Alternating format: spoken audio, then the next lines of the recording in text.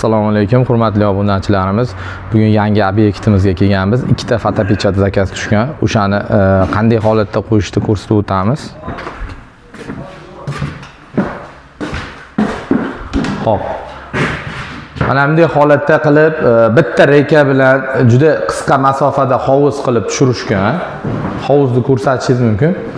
Xo'p, shunda yana hovuz qoldirib bering deyishyapti. Shu vaziyatdan kelib chiqib biz patolochniy baget bilan ishlaymiz. Patolochniy bagetni qo'yib, iloji boricha shu qisqa masofaga ham hovuz qoldirib berishni harakatini qilyapmiz.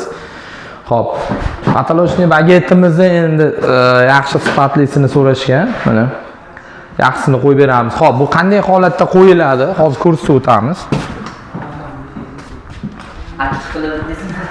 Bu mana ikkinchi xonamiz. Ikkinchi xonamiz ham xuddi shu holatda qilingan. Xo'p. Bismillah. Buni mana patoloydan bir qator reka yurganini hisobiga patolochniy bagetni qo'yib beramiz. Iloji boricha 2 sm, 3 sm joy qoldirib berishga harakat qilamiz. Biz qo'yganimizdan keyin hovuz ajraydi, tayi bilan 0-0 bo'lib qolmaydi. Shu holatda qo'yib beramiz. Qolganini ish jarayoni davomida ko'rsatamiz. Bitgan holatini Xudo xolasa ko'rsatamiz.